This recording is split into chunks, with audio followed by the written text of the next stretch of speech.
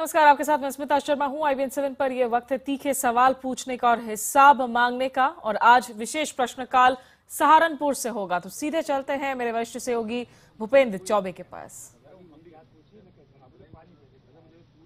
स्वागत है आपका IBN7 की इस विशेष पेशकश में। आज हम आपके समक्ष सीधे सहारनपुर से आ रहे हैं। यही वो जगह है जो कभी तो जानी जाती थी अपने व्यवसाय के लिए, कभी जानी जाती थी अपने लकड़ी के काम के लिए, लेकिन पिछले कुछ दिनों से इस जगह का मानो आइडेंटिटी, इसका तकल्लुस ही कुछ बदल सा गया है। इस प्रश्नकाल विशेष में जानने का प्रयास करेंगे कि दरअसल सहारनपुर में हो क्या रहा है। प्रश्नकाल में आपका स्वागत है।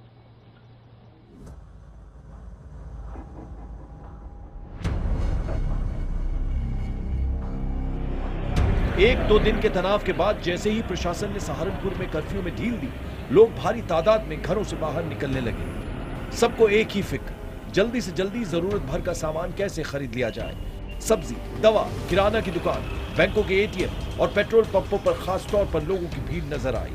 कर्फ्यू में ढील के बीच नुक्कड़ और चौराहों पर सुरक्षा बलों की टुकड़ियां मुस्तैदी के साथ हालात पर नजर बनाए हुए हैं।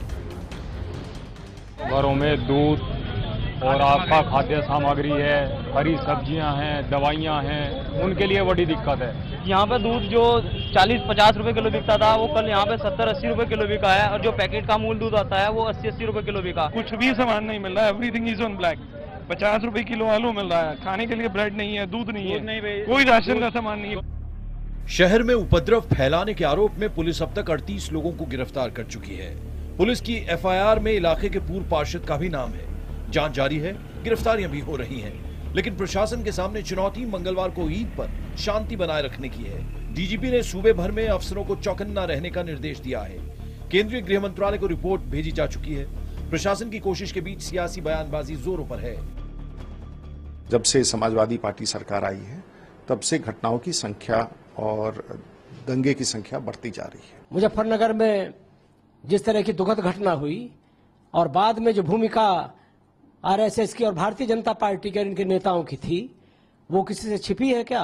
ईद और तमाम त्योहार आ रहे हैं, उनमें भारतीय जनता पार्टी अपनी कारगुजारियों से बाज नहीं आई। भारतीय जनता पार्टी का ये प्रयास है कि पूरे देश के अंदर एक जो सांप्रदायिक सद्भाव बना हुआ था, उसको समाप्त किया जाए। आरोप और वाद पलटवार के इस दौर के बीच प्रश्नकाल में चर्चा इसी बात की, आखिर उत्तर प्रदेश में सद्भाव बिगाड़ने की लगातार कोशिश क्यों हो रही है? आखिर क्यों अखिलेश सरकार ऐसे दंगों पर लगाम लगाने में नाकाम साबित हो रही है? क्या ये साजिश है?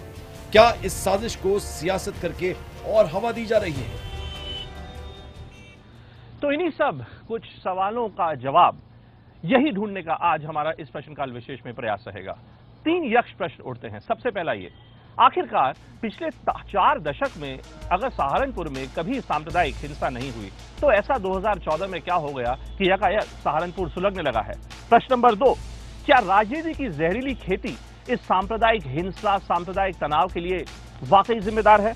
और प्रश्न नंबर 3, मुजफ्फरनगर से मुरादाबाद होते हुए सहारनपुर तक पहुंची इस सांप्रदायिकता की आग का दरअसल असली गुनहगार कौन है? प्रश्नकाल के इस विशेष एपिसोड में आज हमारे साथ यहां सहारनपुर से कुछ खास मेहमान हमारे साथ जुड़ रहे हैं।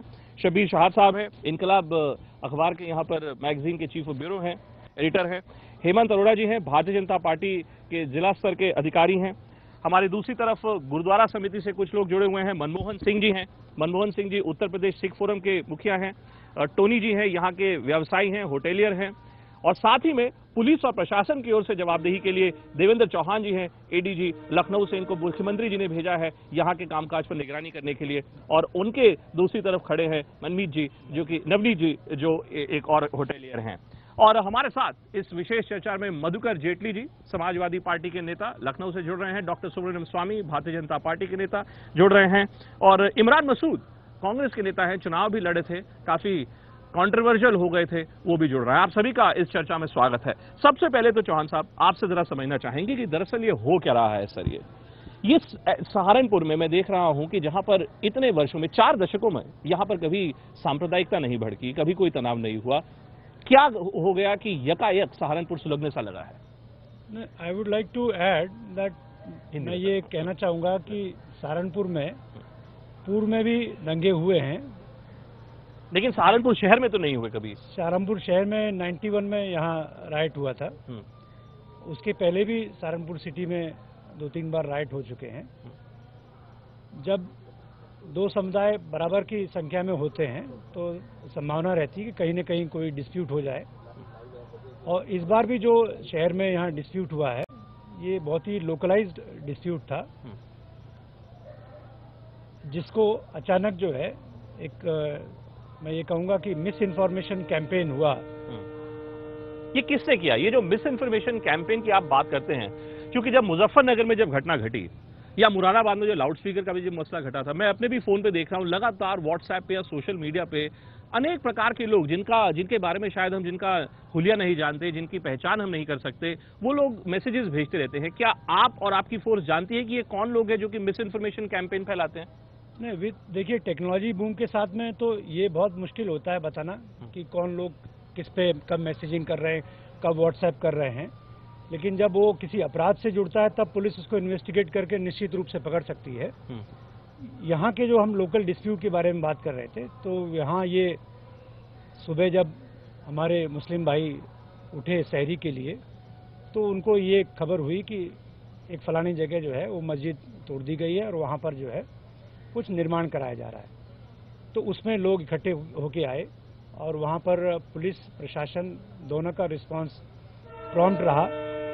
ऑफिसर्स जो संबंधित थे, पुलिस ऑफिसर्स थे अलग अलग रैंक के, वहाँ पहुँचे, मजिस्ट्रेट्स पहुँचे, फिर उसके बाद में एसएसपी पहुँचे, डिस्ट्रिक्ट मजिस्ट्रेट पहुँचे, फिर डीआईजी और कमिश्नर भी पहुँचे। तो पूरा जो हमारा एडमिनिस्ट्रेशन का अमला है वो यहाँ मौके पर पहुँचा।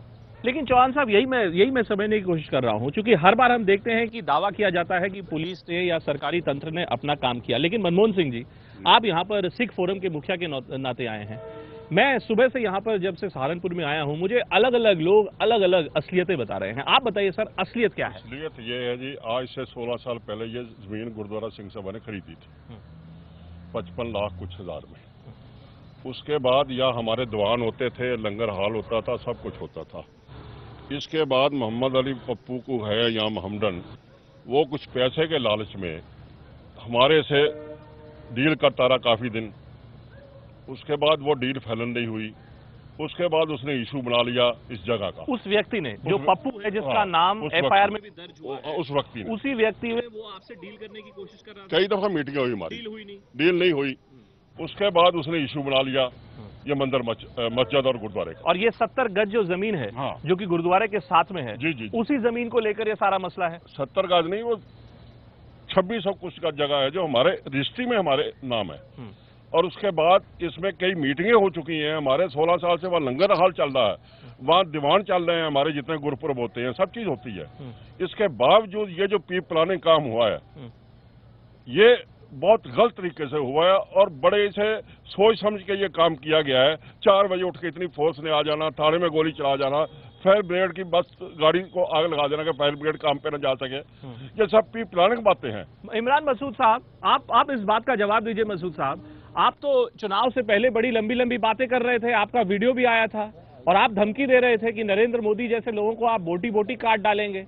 आपके खिलाफ कार्रवाई भी हुई। अब ये जो मनमोहन सिंह जी यहाँ पर कह रहे हैं कि दूसरे समुदाय के लोग बड़ी मात्रा में वेपन्स लेके और तलवार लेके और गन्स लेके यकायक आ गए थे, क्या ये वाकई एक सुनियोजित है, कोई षड्यंत्र था क्या इमरान जी?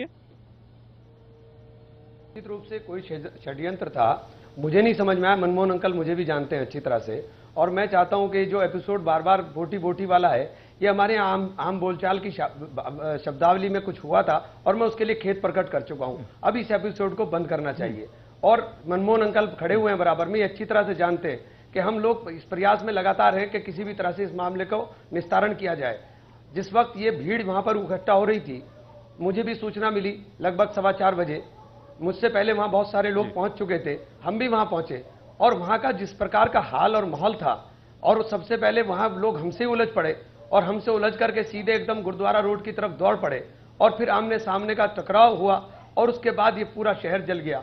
5 मिनट के अंदर कहां से तमाम चीजें आ गई, ये मेरी समझ से भी बाहर है। नहीं, लोग कहां से आ गए, यही तो मैं समझने की कोशिश, यही तो आप बताइए तो। लेकिन इमरान साहब, आप तो यहाँ पे नेता हैं, आप यहीं के वासी हैं, मैं मनमोहन सिंह जी भी यही कह रहे हैं कि भोर में 4 बजे यकायक अगर बड़ी तादाद में लोग आते हैं और असलों के साथ आते हैं तो कुछ तो हुआ होगा। ये बड़ी मात्रा में लोग कौन थे? यहाँ के लोग थे, बाहर के लोग थे, कौन थे ये लोग?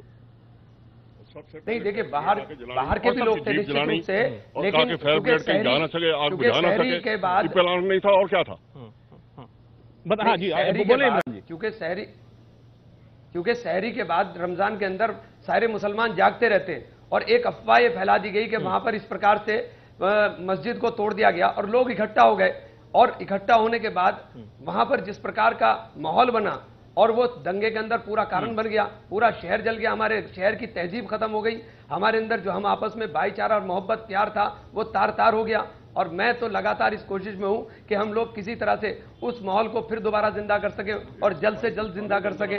मनमोहन अंकल से भी गुजारिश करूंगा कि मनमोहन अंकल, आप शहर के सबसे बुजुर्ग और जिम्मेदार व्यक्ति हैं, आप भी पहल करें, हम भी पहल करें और इस माहौल को हम दोबारा कायम करें कि हम लोग आपस में जो लड़ने का और मनमोहन जी, इमरान जी आप इमरान जी को नहीं सुन सकते, लेकिन वो आपकी बात सुन रहे थे जब आप हमसे बात कर रहे थे, और वो आपसे अपील कर रहे हैं कि आप उनके मुताबिक, वो आपको कह रहे हैं कि आप शहर के सबसे जो है वरिष्ठ व्यक्ति हैं, वो आपसे कह रहे हैं कि आप आगे बढ़े और वो और आप मिलके शहर में दोबारा अमन की। आप आइए मेरे साथ, अमन से रहिए। कल को इनको त्योहार मनाना है, परसों को हमने त्योहार मनाना है।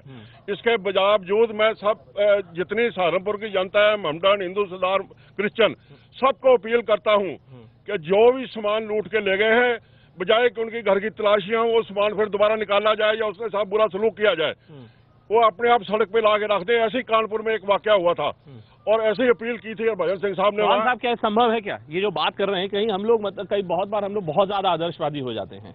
इमरान मसूद साहब ये दावा कर रहे हैं कि ये कौन लोग थे उनको भी नहीं पता। वो कह रहे हैं इस बात की जांच होनी चाहिए कि जो दंगाई थे, वो कह रहे हैं कि जो दंगाई थे वो व्यक्ति कौन थे, इसकी जांच होनी चाहिए। मैं आपसे पूछता हूं, क्या प्रशासन को भी नहीं पता था कि ये सब होने वाला है? इंटेलिजेंस ब्यूरो के बारे में, यहाँ पर लोकल इंटेलिजेंस यूनिट के बारे में बहुत कुछ कहा जा रहा है। इसमें मुझे ये कहना है कि यू हैव टू अंडरस्टैंड, आपको ये समझना होगा कि जो हमारे मुसलमान भाई हैं वो कैसे अपना जीवन जीते हैं। सभी मुसलमान भाई रमज़ान के दिनों में 2 बजे 2:30 बजे तक जगते हैं और सहरी जब उनकी होती है तो सहरी में वो नमाज अदा करते हैं और अपने पास के मस्जिदों में नमाज अदा करते हैं। उसके बाद फिर वो अपना खाना वगैरह खाते हैं और फिर जाके वो आराम करते हैं। तो उसी समय जब इंफॉर्मेशन पहुंची है लोगों के पास में मस्जिदों में कि साहब इस तरह का वाक़या हो गया, तो अपने आप में स्वाभाविक है उनका एक फर्स्ट रिएक्शन रहता है कि हमारे किसी स्ट्रक्चर को ऐसा डैमेज किया जा रहा है, तो वो सड़क पे आ गए। गलत मैसेज है ना, डैमेज तो किया ही नहीं था। इसके बाद में ये कहना कि साहब ये कहाँ से आए, बाहर से आए, तो इट इज़ टू प्रीमेच्योर। इस समय ये जांच का विषय है, लेकिन सर्वसाधारण रूप से आप देखें तो ये it's a normal natural response जो हमारे मुस्लिम समुदाय से, मुस्लिम भाइयों की तरफ से होता है। आप ये कह रहे हैं, आप पुलिस के मुताबिक, पुलिस का क्या ये कहना है, स्थानीय प्रशासन का ये कहना है कि एक पर्टिकुलर समुदाय, वो समुदाय भड़क उठा, क्योंकि जिस प्रकार की मिस इन्फॉर्मेशन कैंपेन की आप बात कर रहे हैं, और वो समुदाय यकायक सड़क पे आ गया। मेरा आपसे प्रश्न ये है, और आप सभी से प्रश्न ये है, और आप बताइए साहब, आप यहाँ पर इतने दिनों से हैं शबीर भाई, ये जो इमरान मसूद जी भी कह रहे हैं और यहाँ पर चौहान साहब भी कह रहे हैं कि यकायक बड़ी तादाद में लोग सड़क पर उतर आए, ये कौन लोग थे जो सड़क पर उतर आए? सर नहीं, असल में बात यहाँ से ना शुरू करके बात ये है कि ये मसला तो विवादित है। ठीक है, अगर विवादित ना होता तो कोर्ट में ना होता। ऐसे मौके पर विवादित जगह पर कोई भी कंस्ट्रक्शन नहीं होनी चाहिए। और ईद से ठीक 3 दिन पहले शुरू की गई। इसका मतलब यह है कि साजिश जो है वो किसी एक तरफ से ही नहीं है, बल्कि इसमें काफी लोग, मुझे लगता है कि इस तरह के शरपसंद लोग रहे हैं जो ये चाहते थे कि यहाँ माहौल खराब हो, वरना यहाँ सिखों में, मुसलमानों में। ये कौन लोग हैं? ये सहारनपुर के लोग हैं, ये नेता हैं, ये कौन लोग हैं? नहीं, नेताओं ने तो, जो हमने वीडियो देखी है, जो मौके पे तो मैं नहीं था, लेकिन वीडियो देखी है, तो नेता तो अपील कर रहे हैं, उन लोगों से भी अपील कर रहे हैं, लेकिन वो खुद ये कह रहे हैं कि ये सामने जो ग्रुप है जो हंगामा करने पे उतारू है, इसकी शक्लें जो है समझ में नहीं आ रही है कौन, ये बाहर के हैं या शहर के हैं। लेकिन बात यह है कि हमें इतना मौका देना ही नहीं चाहिए था। अगर हम विवादित जगह पे कोई काम ना करते तो शायद ये नौबत ना आती। अब देखिए, आपकी बात जो है, हमारे साथ बीजेपी के वरिष्ठ नेता स्वामी जी भी जुड़े हुए हैं, वो भी आप लोगों की बातें सुन रहे हैं। मधुकर जेटली जी हैं समाजवादी पार्टी के नेता, वो भी आपकी बातें सुन रहे हैं। मैं उन दोनों से आप लोग जो कह रहे हैं उनका रिएक्शन लेने वाला हूं, लेकिन नरेश जी आप बताइए पहले, आप तो हेमंत जी यहीं के रहने वाले हैं। यकायक मैं सबसे जो ज्वलंत प्रश्न मेरे दिमाग में जो आ रहा है बार बार, मैं यही सोच रहा हूं कि अभी देखिए मुजफ्फरनगर में क्या कुछ हुआ पिछले वर्ष, सहारनपुर में कुछ नहीं हुआ। मुरादाबाद में क्या कुछ हुआ, सहारनपुर में कुछ नहीं हुआ। आज क्यों हुआ सहारनपुर में? मैं इसका सीधा बताऊं, जहां मेरा निवास है उस घटनास्थल के पास ही है। मेरे घर के एक तरफ गुरुद्वारा है, एक तरफ मंदिर और सामने मस्जिद है। रोज बचपन से अब तक जब उठाऊं, तीनों ध्वनियां मेरी आंखों में कानों में सुनती थी। एक तरफ सुबह उठते गुरबानी की आवाज आती थी, मंदिर की आरती आती थी और अजान की मीठी आवाज आती थी। लेकिन उस घटना के दिन सुबह जब मैं उठाऊं जल्दी, तो अजान की जगह आवाज आ रही थी कि गलत, बिल्कुल मिस कोट किया जा रहा था कि कुतुब शहर पहुंची है, मस्जिद शहीद कर दी गई। लाउड स्पीकर पे आ रहा था, लाउड स्पीकर पर मस्जिद से कहा जा रहा था कि मस्जिद शहीद कर दी गई है। क्या ये सच है? कुतुब शहर पहुंची, क्या ये सच है? नहीं, क्या वाकई इस प्रकार के शहीद करने का मामला तो इस वक्त का है नहीं। इस वक्त तो विवादित जगह पे लिंटर डालने का है। मस्जिद शहीद करने का मामला तो पुराना है, जिसका जो है बाकायदा कोर्ट में मामला चल रहा है, जिसकी वीडियो मौजूद है कि वहाँ एक मस्जिद थी, और ये रिकॉर्ड में मौजूद है, नगर पालिका के रिकॉर्ड में मौजूद है कि वहाँ मस्जिद थी, ये वक्फ बोर्ड के रिकॉर्ड में मौजूद है कि वहाँ मस्जिद थी। लेकिन खैर, ये जो भी है ये अदालत में चलना चाहिए था। इसको किसी भी संप्रदाय को इसमें हथियार लेकर या लड़ने की बात नहीं करनी चाहिए। मतलब अगर जो, चूंकि देखिए जैसे चौहान साहब भी कह रहे हैं कि एक पर्टिकुलर समुदाय और जो पुराने जो शहर में था वो लोग ज्यादा तादाद में बाहर निकल आए थे। अगर मान लीजिए आप ही के जानने वाले जो लोग, अगर वो लोग वाकई बाहर निकल कर आए और अगर वो लोग वाकई असलहे या हथियारों का प्रयोग कर रहे थे, क्या आप उसकी भी भर्त्सना करेंगे, निंदा करेंगे? बिल्कुल, जो भी कर रहा था, अगर इस तरह की किसी ने हरकत की है तो वो निंदा की तो की ही जाएगी उसकी। लेकिन सच्चाई यह है कि दोनों तरफ से तनाव बना था, दोनों तरफ से लोग हथियार लिए हुए थे और उन दोनों को पुलिस भी कंट्रोल करना चाह रही थी, और जो हमारे लीडर थे वो भी मौके पर कोशिश कर रहे थे। डॉक्टर स्वामी से मैं पूछना चाहता हूँ, ये सुब्रमण्यम स्वामी जी, मैं ये देख रहा हूँ कि ये जो अभी मनमोहन सिंह जी बोल रहे हैं कि वो भी त्योहार मनाएंगे, हम भी त्योहार मनाएंगे, यहाँ पर शबीर जी भी बोल रहे हैं, दोनों तरफ से था। स्वामी जी, क्या ये सच नहीं है कि कहीं ना कहीं इस पूरे मसले के पीछे दरअसल बहुत गहरी एक राजनीतिक चाल चली जा रही है? क्योंकि यहाँ पर बाई इलेक्शन होने वाले हैं और कुछ समय बाद उत्तर प्रदेश में 2 साल बाद यहाँ पर विधानसभा के भी चुनाव होने हैं। क्या इसमें राजनेताओं की इन्वॉल्वमेंट है या नहीं है स्वामी जी? बिल्कुल नहीं है। इसमें तथ्य देखिए, एक जमीन को खरीदा सिखों ने और किसी ने इसको विवाद बनाया, ये कोर्ट में गया, एडिशनल डिस्ट्रिक्ट जज ने सिखों के पक्ष में दिया और फिर ये लोग और वो भी पिछले साल हुआ, उसके बाद इन लोगों की कोई कार्रवाई नहीं हुई जिन लोगों ने विवाद उठाया। और एक दिन रात को 2 बजे बंदूक और चाकू सब लेकर आ जाते हैं। तो ये जिन लोगों ने ये किया, ये नेताओं की इन्वॉल्वमेंट के बिना कैसे है स्वामी जी? अब नेता होंगे मुसलमानों के बीच में, ये क्यों? अगर नहीं पॉलिटिकल बेनिफिट कैसा होगा? ये तो ये कोई भी हो सकता है। नहीं, वो संघ परिवार और भारतीय जनता पार्टी को बदनाम करने के लिए ऐसे दंगे कराए जा सकते हैं। ये तो मैं समझता हूं कि इराक से आज तक हमारी सीमा तक एक नया हिंसा की एक जो लहर चल रही है, उसका असर भी यहां होने लग गया है। मैं ये कहता हूं कि जब ये संवैधानिक तरीके से इसका हल हो सकता था, इनको भीड़ जमाने के लिए किसने अधिकार दिया था? या प्रशासन भी इतनी नपुंसक है कि वो इनको। मधुकर जेटली जी, आप स्वामी जी के आरोप का जवाब दीजिए। यहाँ पर हमारे साथ देखिए एडीजी देखिए भूपेंद्र जी स्पष्ट तौर पर कह रहे हैं, वो कह रहे हैं कि प्रशासन ने मुस्तैदी से काम किया, लेकिन स्वामी जी का आरोप बड़ा संगीन है। वो कुछ और बात कह रहे हैं कि क्या प्रशासन राजनीतिक तौर पे क्या नपुंसक है?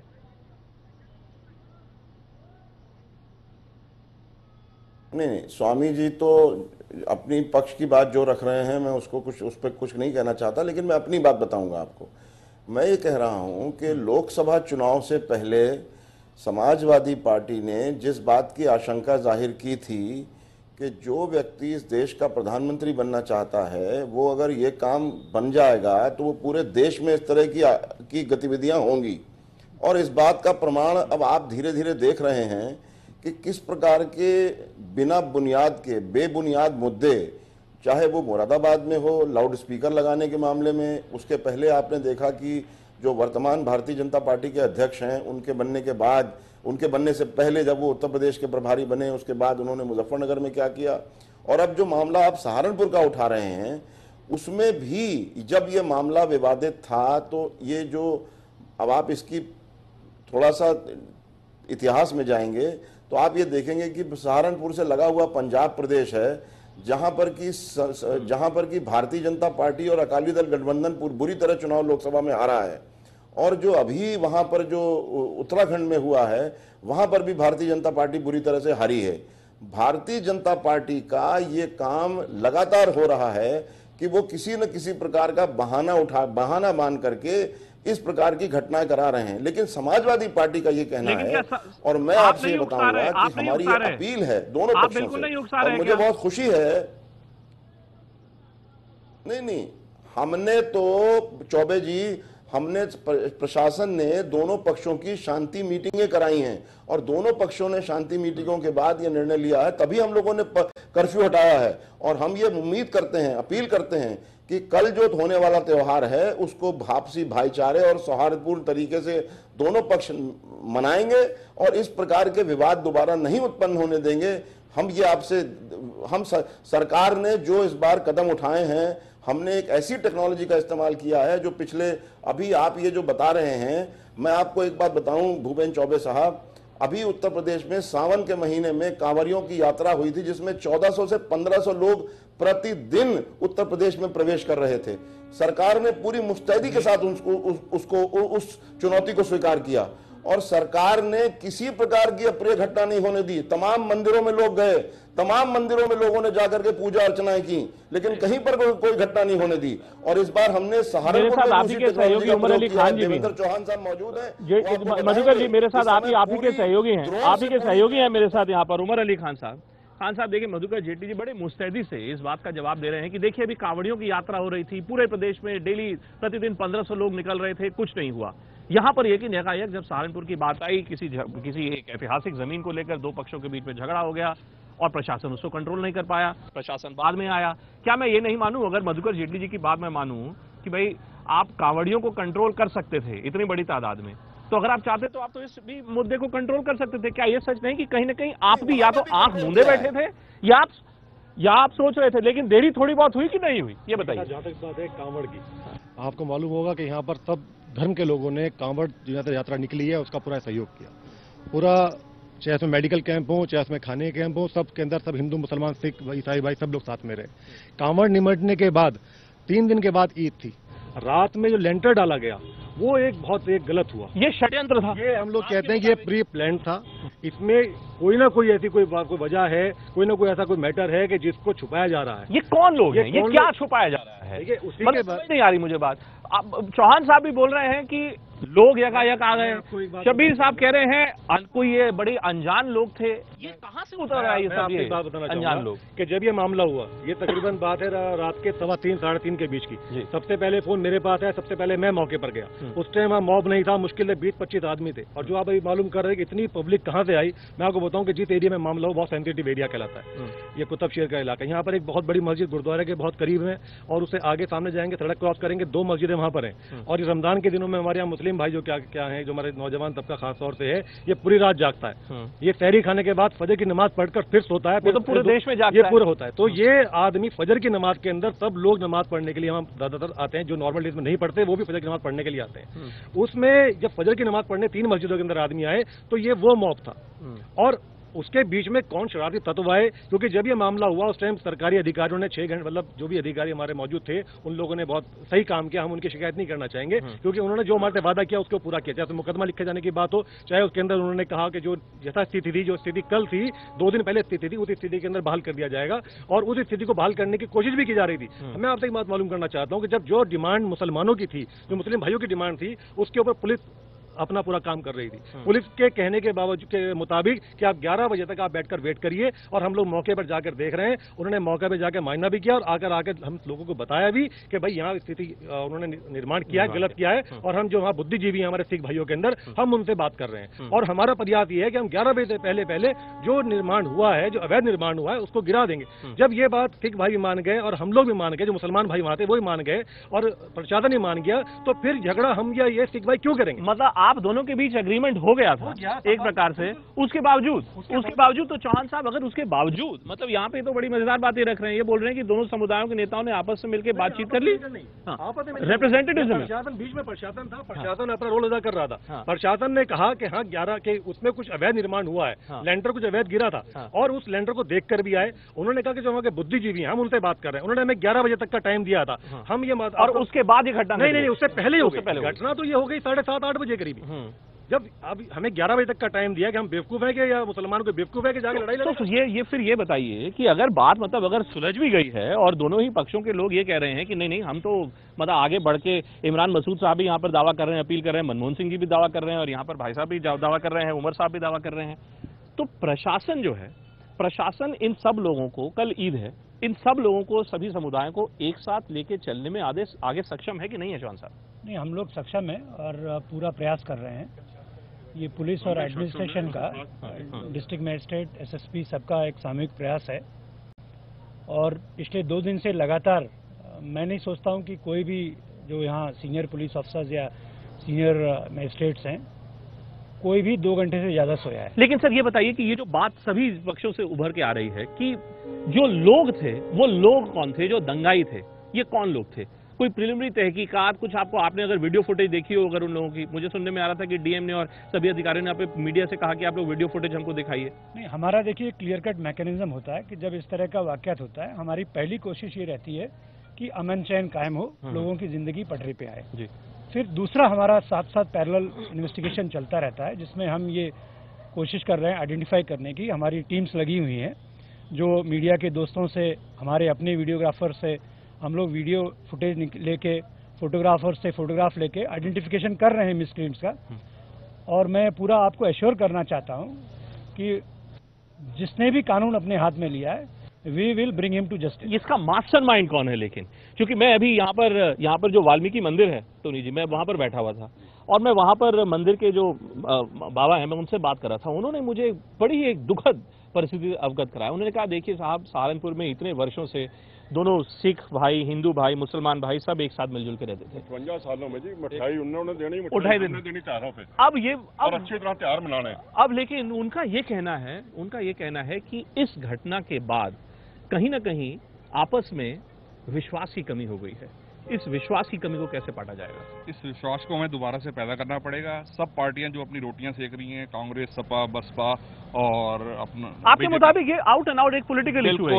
ये सिर्फ नेताओं बनाया जा रहा है, नेताओं द्वारा बनाया जा रहा है। सहारनपुर की जनता ऐसी नहीं है कि वो आपस में लड़े।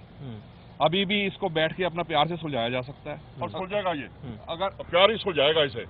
अगर सब कुछ लीडर आगे आए और कुछ हम बाहर निकले, इस मामले को बड़े अच्छे तरीके से पैचअप किया जा सकता है। ऐसी बात नहीं है कि ये पैचअप ना हो। राय है कि इसमें लीडर होने नहीं चाहिए, इसमें तमाम धर्मों के बुद्धिजीवी होने चाहिए और वो ने बैठ के बात को निपटाएं। इतनी बड़ी मैटर नहीं है कि इसको आप नहीं सुलझा सकते। तो मैं यहाँ गुंजाइश है, यहाँ ऐसा हम लोग जहाँ खड़े हुए हैं, कल शांति समिति की बैठक हमारी हुई थी, प्रशासन ने बैठक रखवाई थी, उसमें सब बुद्धिजीवी थे और तमाम धर्मों के उसमें बुद्धिजीवी आए थे। तो दिलों में गुंजाइश है, तभी हम यहाँ पर आ रहे हैं। हेमंत जी आपको मैं इसमें एक बात कहें, हम बहस को अलग दिशा में ले जा रहे हैं। आज शहर जल रहा है, कौन जिम्मेदार है ये तय करना है हमको। वो तो पुलिस का काम है। और मैं तो बार-बार पूछ रहा हूँ कि जिस घटना का बार-बार जिक्र किया जा रहा है कि प्लेंटर डाल लिया, गलत किया, यदि किसी एक पक्ष ने गलती की तो दूसरे पक्ष को यह अधिकार नहीं है कि वो खुद जाकर न्याय करने का प्रयास करे। प्रशासन व्यवस्था है, न्याय व्यवस्था, उन पर अपील करनी चाहिए थी। जो ये बात कह रहे हैं कि प्रशासन ने भी जो प्रयास किया, वास्तव में प्रशासन ने इनसे क्या बात की जानकारी नहीं। दूसरे पक्ष की, मैं 6:30 बजे वहां पहुंच चुका था, जब मेरे प्रशासन से बात हुई, प्रशासन बार बार कह रहा था, मैंने कहा भैया पहले एक बात बता दीजिए कि पूरा रोड जाम करके, एक प्रेशर माउंट करके आप क्या चाह कह रहे हैं? यदि किसी इन्होंने गलती की थी, गुरुद्वारा पक्ष ने यदि गलती की है तो उसका सक्षम अधिकारी के पास जाकर शिकायत करी जाए, ना कि खुद आकर 3:30 बजे गुरुद्वारे पर आक्रमण कर देना चाहिए। ये सवाल मैं इमरान मसूद जी से पूछना चाहता हूं, क्योंकि इमरान भाई, सुनने में आ रहा है कि आप दरअसल अब कांग्रेस से हो चुके हैं त्रस्त और आप ढूंढ रहे हैं कि कोई और पार्टी, किसी और पार्टी में जाया जाए। क्या कहीं ऐसा तो नहीं इमरान भाई कि आप इस चक्कर में लगे हों कि एक नया कुछ फसाद क्रिएट किया जाए ताकि आप जिस पार्टी में जाना चाहते हैं उस ओर जाने में शायद आपकी राह थोड़ी आसान हो जाए? नहीं, मैं कांग्रेस में हूं और कांग्रेस में रहूंगा, ये बेकार की बात है। और दूसरी बात, अगर मुझे इस मुद्दे को लेकर के कभी राजनीति करनी पड़े तो मैं उससे बेहतर है राजनीति छोड़ दूं। मेरा शहर जले और मैं शहर जलते हुए शहर के ऊपर राजनीति करूं, मैं ऐसी राजनीति को लात मारता हूं, ठोकर मारता हूं।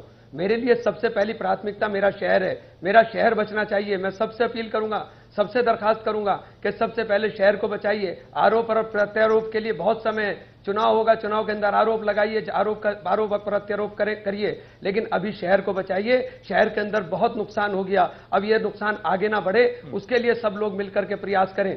एक मैं आपके माध्यम से अपील करना चाहूंगा शहर के तमाम लोगों से, खास तौर से मुसलमान भाइयों से, कि कल ईद का त्यौहार है, ईद के त्यौहार पर अपनी नमाज को अपने बराबर की मस्जिदों के अंदर अदा कर लें। कोशिश ना करें कि ईदगाह के ऊपर ही नमाज हो, नमाज मस्जिद में भी हो सकती है। एक जगह बहुत ज्यादा लोगों का जमवाड़ा होना, बहुत ज्यादा लोगों का इकट्ठा होना, ये ना आपके लिए बेहतर है इस वक्त, ना शहर के लिए बेहतर है। मेरी सबसे दरखास्त है कि ईद के इस मुकद्दस मौके के ऊपर अपने दिल से नफरत को, अपने दिल से आक्रोश को, गुस्से को निकाल करके मोहब्बत की बात करें, भाईचारे की बात करें। देखिए, आप बहुत अच्छा, इमरान भाई आप भाषण बहुत अच्छा दे रहे हैं, आप बातें सब ठीक कर रहे हैं, लेकिन सवाल ये उठता है ना कि आप लोग बात कहते कुछ हैं, लेकिन जब करने की बात आती है तो कुछ और ही दिखता है। अब देखिए यहाँ पर टोनी जी हैं, यहाँ पर सिख समुदाय के लोग स्पष्ट शब्दों में कह रहे हैं, टोनी जी और मनमोहन जी स्पष्ट शब्दों में कह रहे हैं कि ये सब जो है नेताओं द्वारा कराया जा रहा है। इसलिए मैं आपसे पूछ रहा हूँ, चूंकि आप यहीं के लोकल नेता हैं, टोनी भाई भी मेरे बहुत अच्छे मित्र हैं, टोनी भाई भी मेरे बहुत अच्छे मित्र हैं, तो आप उनसे क्या अपील करेंगे? हेमंत भाई खड़े हुए ये भी जानते हैं कि हम लोग शहर को, हम लोग सब लोग मिलकर शहर को बचाने की बात करेंगे। वो अच्छा बीतते थे, जो मन में मिठास है वो खत्म करेंगे लोग। देखिए वो इमरान जी लगातार ये बोल रहे हैं मनमोहन जी की जरूरत है कि किसी प्रकार से जो कड़वाहट आ गई है उस कड़वाहट को खत्म किया जाए, दूर करनी चाहिए, लेकिन किस प्रकार से? हक में हूं मैं। अब जैसे ये यहाँ पे ये देखिए हेमंत जी कह रहे हैं कि पहले तो ये जरा चेक किया जाए, जरा यही समझा जाए कि किस व्यक्ति ने या किस समुदाय ने ये पूरा बवाल चेकअप करना या ना करना। मेरी तो ये सहारनपुर की जनता के आगे अपील है, जो सामान लूट के ले गए हैं वो अपने आप घरों से बाहर निकाल देने, पुलिस अलाउंस कर दे, सर्च घरों की होगी और उनके खिलाफ सख्त कार्रवाई होगी। शबीर साहब, आपको लगता है कि ये जो बात कह रहे हैं ये कि हो सकता है जो हम, क्योंकि मैं एक सकारात्मक दिशा में बढ़ना चाह रहा हूं और हमारे प्रश्नकाल का एजेंडा भी यही है कि हम चाहते हैं कि हम एक नई दिशा का ऐलान करें।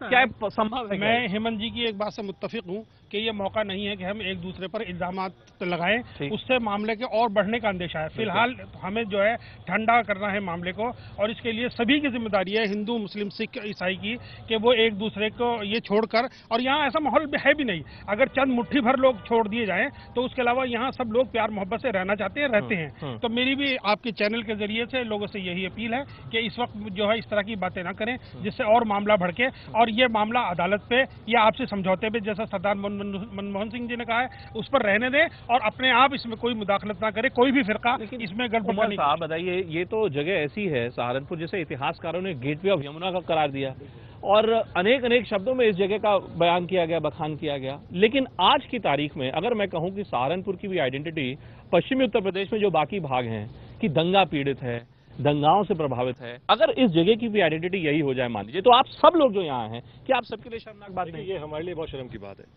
इस मामले के बाद हम सब लोग कल पहली बार एक जगह इकट्ठे हुए थे विकास भवन के अंदर, और हकीकत बता रहा हूँ कि हम लोगों से एक दूसरे निगाहें मिलाई नहीं जा रही थी। हम लोगों को शर्मिंदगी हो रही है, ये दिल जानता है, हम जानते हैं। आप लोगों सारी वीडियो आपके पास क्लिप्स हैं प्रशासन के पास, पूरा का पूरा आप देख सकते हैं कि वहाँ पर सब लोग, मतलब जितने भी जिम्मेदार लोग वहाँ पर थे, चाहे वो किसी पार्टी के हों, हर एक का प्रयास ये था कि ये मामला ना बढ़ाया जाए। लेकिन ये जो मोहब्बत जो आपने कहा कि ये गंगा जमुना तहजीब जो सहारनपुर की मशहूर है, इसके ऊपर कोई धब्बा लगाने का कोई किसी का प्री प्लान एक कोई षड्यंत्र था, और वो उसमें अपने आप को कामयाब करने के में कामयाब भी हो चले देखा जाए। लेकिन ये शुक्र है ऊपर वाले का, और आप लोग की दुआएं रही, प्रशासन की एक बड़े मुस्तैदी रही कि बहुत जल्द इस मामले को कवर कर दिया गया, ज्यादा बात बढ़ने नहीं दी। तो चौहान साहब, ये बताइए कि इस बात की क्या संभावना है कि जो कर्फ्यू जो भी शहर में फिलहाल लगा हुआ है, कल ईद है, क्या ईद से पहले कर्फ्यू संपूर्ण रूप से उठाया जा सकता है? देखिए, हमारे पास में अपना इंटरनल मैकेनिज्म होता है कि हम पूरे दिन की गतिविधियों को असेस करते हैं, और मुख्य रूप से ये डिसीजन डिस्ट्रिक्ट मजिस्ट्रेट और एसएसपी लेते हैं। सब जगह से इनपुट आता है, मल्टीपल सोर्सेज से इनपुट आता है। तो जैसे आज हमने कर्फ्यू में ढील दी, तो उसी हिसाब से आज रात को हमारी बैठक हो रही है, इस समय वो बैठक शुरू हो गई है। उसके बाद में उसको असेस किया जाएगा और फिर एक सुविचारित निर्णय लिया जाएगा कि कब किस किस समय कहाँ खोलना है, और फिर उसी हिसाब से वहाँ पुलिस का इंतजाम किया जाएगा। नहीं, ये तो ठीक है, ये तो पॉलिसी की बात है, लेकिन मुझे ये बताएं चौहान साहब, आपकी पश्चिमी उत्तर प्रदेश में जो कुछ घटा है पिछले एक वर्ष में, मैं बात कर रहा था मुजफ्फरनगर की, मुजफ्फरनगर के बाद फिर उसके बाद मुरादाबाद में हमने देखा जो वाकया घटा, और अब देखिए सहारनपुर में, क्या आपको नहीं लगता कि प्रशासन के लिए भी अभी अनिवार्य हो चला है कि शायद आप पश्चिमी उत्तर प्रदेश में खासतौर पर, क्योंकि मैं अगर आंकड़े देखूं तो मैं तो देख रहा हूं कि पिछले 2 वर्षों में करीबन 14 बार मेजर कम्युनल क्लैशेस पूरे प्रदेश में रिपोर्ट किए जा चुके हैं। आपको नहीं लगता कि हो सकता है प्रशासन की ओर पे भी शायद आप लोग पूर्ण रूप से मुस्तैद नहीं है?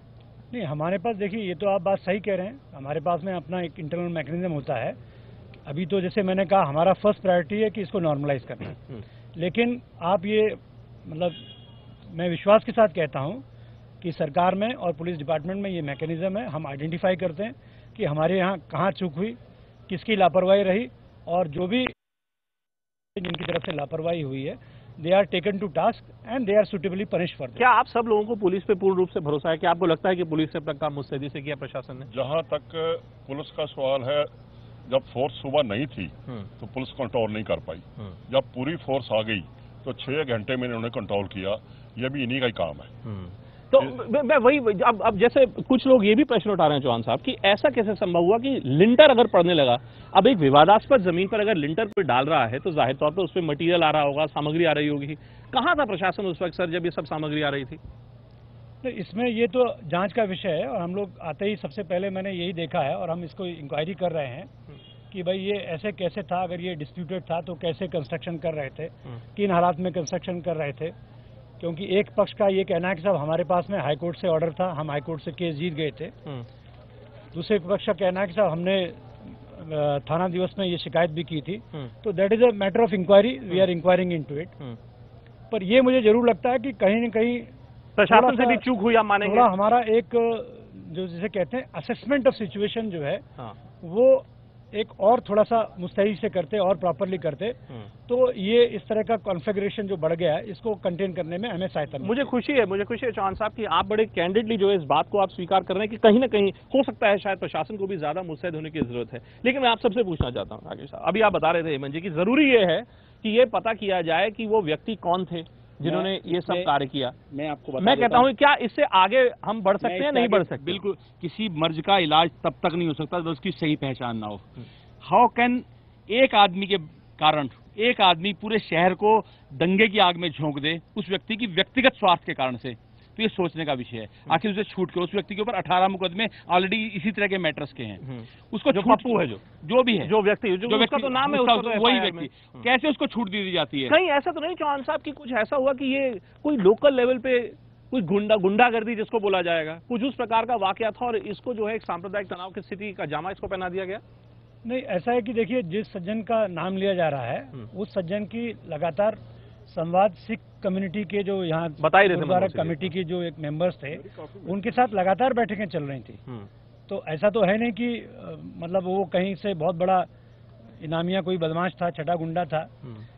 अगर ऐसा होता तो उनसे इनकी बातचीत नहीं चल रही होती। अपने लोकल लेवल पे इनकी बातचीत चल रही थी सिख समुदाय की, और जो पर्सन जिसको वो डिस्प्यूट कर रहे थे, और आपस में इनकी कोर्ट में मुकदमेबाजी भी चल रही थी। इसके बाद इनकी पैरेलल बात भी चल रही थी। कई बार उन्होंने प्रशासन के संज्ञान में लाया, कई बार उन्होंने नहीं लाया, तो अपने लेवल पे बात कर रहे थे। तो अंत में सवाल सिर्फ इतना उठता है कि घटना तो घट गई, कल है ईद का मुकद्दस त्योहार, और हमारे साथ इस वक्त यहाँ पर सभी समुदायों के लोग हैं, हमारे साथ प्रशासन के अधिकारी भी हैं। तो मुझे लगता है कि इसका एक मीठे स्वरूप में क्यों ना, इमरान मसूद जी भी कह रहे थे, कबीर साहब इमरान मसूद जी भी कह रहे थे कि जरूरी है कि मिठास लाई जाए। तो कर्फ्यू का माहौल है, लड्डू तो मुझे मिला नहीं, मैं तो चाहता था कि आप सब लोग जो है कि एक दूसरे को लड्डू खिलाएं, लेकिन मैं कुछ लेके आया हूं आप लोगों के लिए मीठा। और मेरे विचार में अगर आप अगर चौहान साहब के साथ और मनमोहन सिंह जी को अगर आप लोग मीठा खिलाएं तो बहुत अच्छा होगा, एक एक करके। शबीर भाई, क्योंकि इसी प्रकार की सकारात्मक परिस्थिति से ही यहाँ की जो कड़वाहट जो हमें देखने को मिली है, या जो हेमंत भाई से खिलाइए, जो सांप्रदायिकता जो आप लोगों को देखने को मिल रही है। मैं क्षमा चाहूंगा, इस दंगे में मैंने अपना एक कार्यकर्ता खोया है। मैं ईद मैं मनाना चाहता हूँ जी, लेकिन उन जली हुई दुकानों की कीमत पर और मेरे कार्यकर्ता की लाश की कीमत पर मैं खुशी नहीं मना सकता। मुझे ईद की खुशी है, मैं इनकी खुशी में शामिल होना चाहता हूँ, लेकिन मेरा मोरल अलाउ नहीं करता कि मेरे घर में मेरे कार्यकर्ता की लाश पड़ी, अभी उसकी चिता की राख ठंडी नहीं हुई और मैं ईद की खुशी में आपके दिल को सुकून कब मिलेगा? मेरे दिल को सुकून है, हूसोएवर इज रिस्पॉन्सिबल वो तो चौहान साहब बोल रहे हैं, चौहान साहब वो तो कह रहे हैं बिल्कुल। मेरे दिल में सुकून ये है, मैं अमन का हमेशा हामी रहा हूं, मेरी पार्टी हमेशा थी हम अमन से रहे। और इमरान साहब 30 सेकंड में और पूछना चाहेंगे, सीधी सी बात, जो दोषी है उसको, और रही बात इमरान साहब की, मैं साफ कहता हूं पिछले लोकसभा चुनाव से पहले भी उन्होंने एक भद्दा प्रयास किया था माननीय नरेंद्र मोदी के विषय में बयान देकर, और अब पुनः उसी दिशा में ये राजनीति से आगे ले जाए, कैसे जाए हेमंत जी? मैं जो दोषी है, मैं कह रहा हूँ जो दोषी है उसे सजा मिले, जो पीड़ित है उसको न्याय मिले, इसका संभव है। मसूद साहब भी कह रहे हैं कि इससे बाहर निकला जाए। संक्षिप्त में 10 सेकंड में आप क्या कहना है, इस चीज से सबको बाहर निकलना चाहिए और सबको मिल बैठ के अच्छे शहरी के नाते सहारनपुर को दोबारा से वैसी एक मिसाल कायम करनी चाहिए कि सहारनपुर दोबारा अपनी पटरी पर लौटे। इस सकारात्मक नोट पर प्रश्नकाल के इस विशेष एपिसोड को यहीं पर खत्म करते हैं। सकारात्मक बात जो निकल कर आती है वो ये कि अगर सब लोग चाहें, सभी वर्ग चाहें, सभी समुदाय चाहें, तो जाहिर तौर पर इस कड़वाहट के समय भी हम कुछ थोड़ी बहुत मिठास जरूर पैदा कर सकते हैं। कल ईद का मुकद्दस दिन है। आप सभी सहारनपुर वासियों को, आप सभी दर्शकों को ईद की हार्दिक शुभकामनाएं। स्मिता शर्मा दूसरी तरफ हैं। शुक्रिया भूपेन। कभी सूफियों की नगरी रही सहारनपुर से निश्चित रूप से दर्दनाक तस्वीरें, और उम्मीद करते हैं कि अब जो है हालात पर नियंत्रण पा लिया जाएगा।